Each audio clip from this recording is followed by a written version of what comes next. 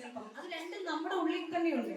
സ്ത്രീയും നമ്മുടെ ഉള്ളിലുണ്ട്, പുരുഷനും നമ്മുടെ ഉള്ളിലുണ്ട്. അപ്പോ നമ്മുടെ പങ്കാളികൾ, അത് നമുക്കൊരു സുഹൃത്തായിരിക്കാം, നമ്മുടെ അച്ഛനായിരിക്കാം, നമ്മുടെ ഭർത്താവായിരിക്കാം, ആർക്കും ആകാം. അവരും കൂടി നമ്മളെ ചേർത്ത് വെക്കുമ്പോൾ ഉണ്ടാകുന്ന ഒരു സമത്വം ഉണ്ടല്ലോ. നീ പിന്നിലല്ല, നീ എന്റെ പിന്നാലെയല്ല നടക്കേണ്ടത്, നീ എന്റെ കൂടെയാണ് നടക്കേണ്ടത് എന്ന് പറയുന്നിടത്താണ് നമ്മൾ ഈ പറയുന്ന ശാക്തീകരണം എന്ന് പറയുന്ന കാര്യം ഉണ്ടാവുന്നത്. തീർച്ചയായിട്ടും ഒരു പുരുഷന്റെ സപ്പോർട്ട് അവരുടെ എല്ലാ കാര്യത്തിലും ആരാണ് ആഗ്രഹിക്കാത്തത്? ഇപ്പൊ ഞാൻ രാജ്യം ഭരിക്കുന്ന ഒരു പ്രധാനമന്ത്രിയാണ് ഞാൻ എന്ന് വിചാരിക്കാം. എങ്കിലും എന്റെ ഒരു ദിവസത്തെ രാജ്യഭരണം എല്ലാം കഴിഞ്ഞ് ഞാൻ വീട്ടിൽ വരുമ്പോ എന്നെ ചേർത്ത് പിടിക്കാൻ, എന്നെ ഒന്ന് കേൾക്കാൻ, എന്നെ ഒന്ന് ഹഗ് ചെയ്യാൻ ഒരു പുരുഷനുണ്ടെങ്കിൽ അല്ലേ, അപ്പോഴാണ് നമ്മുടെ ജീവിതം ധന്യമാകുന്നത്.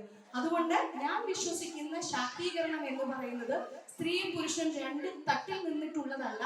പുരുഷൻ നമുക്ക് തരുന്നത്, നമ്മളെ അംഗീകരിക്കുന്നത്, ആ അംഗീകരിക്കപ്പെടലാണ് നമുക്ക് വേണ്ടത് എന്നാണ് എന്റെ വിശ്വാസം. ആ അംഗീകരിക്കപ്പെടൽ ഇവിടെ ഇരിക്കുന്ന ഓരോ സ്ത്രീകൾക്കും ഉള്ളത് കൊണ്ടാണ് നിങ്ങൾ എല്ലാവരും ഇന്ന് ഇവിടെ വന്നിരിക്കുന്നത്. മനസ്സിലായില്ലേ? എന്ന് വെച്ചിട്ട് നമ്മളെ ഭയങ്കരമായിട്ട് ഉപദ്രവിക്കുന്ന, വിഷമിപ്പിക്കുന്ന ഒരു ബന്ധം അത് മുന്നോട്ട് കൊണ്ടുപോകണമെന്ന് ഞാൻ പറയില്ല. നമ്മളെ സപ്പോർട്ട് ചെയ്യുന്ന ഒരാളുണ്ടായാൽ മതി. അദ്ദേഹത്തിന് ഒരു ഇന്ന പേര്, സ്ഥാനം, അധികാരം എന്നൊന്നും ഇല്ല. നമ്മളെ സപ്പോർട്ട് ഉണ്ടാവണം, അത്ര മാത്രമേ എനിക്ക് പറയാനുള്ളൂ. സ്വന്തം ചിറകിൽ വിശ്വസിക്കുക. ഇപ്പൊ സ്ത്രീയെ കുറിച്ച് പറയുമ്പോൾ ഇനിയും പറയേണ്ട ഒന്ന് രണ്ട് കാര്യങ്ങൾ കൂടി ഉണ്ട്. അത് പറഞ്ഞാൽ മാത്രമേ എനിക്ക് എന്റെ വാക്ക് പൂർത്തിയാക്കാൻ പറ്റുള്ളൂ. ഞാൻ പെട്ടെന്ന് പറഞ്ഞ് അവസാനിപ്പിക്കാം.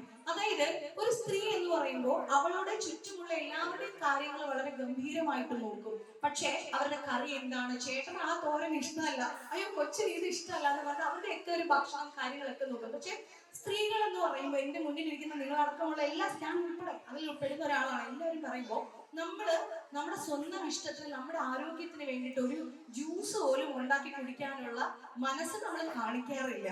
ആ കാര്യത്തിൽ പുരുഷന്മാരൊരു ശ്രദ്ധ വെക്കണം. സ്ത്രീകളുടെ ആരോഗ്യം എന്ന് പറയുന്നത് വളരെ ഇമ്പോർട്ടന്റ് ആണ്. ഒരു ടെസ്റ്റ് പറഞ്ഞു കഴിഞ്ഞാൽ അത് ചെയ്യാൻ നമുക്ക് വളരെ ബുദ്ധിമുട്ടായിരിക്കും. അതായത് ഇപ്പൊ തന്നെ ഞങ്ങളൊക്കെ ഈ ഒക്ടോബർ, ഈ കഴിഞ്ഞ മാസം എന്ന് പറയുന്നത് ക്യാൻസർ അവയർനെസ് മന്ത് ആണ്. അതായത് പിങ്ക് മന്ത് ആണ്, ബ്രസ്റ്റ് ക്യാൻസർ അവയർനെസ്. അതായത് നമുക്ക് ഏറ്റവും കൂടുതലായിട്ട് സ്ത്രീകൾക്ക് വരുന്ന 2 ക്യാൻസറിൽ ഒന്ന് എന്ന് പറയുന്നത് ബ്രസ്റ്റ് ക്യാൻസർ ഇതാണ്.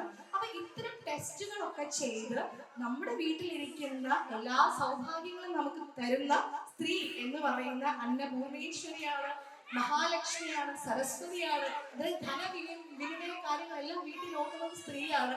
അപ്പൊ കുട്ടി പഠനം കാര്യങ്ങളൊക്കെ നമുക്ക് സരസ്വതിയായി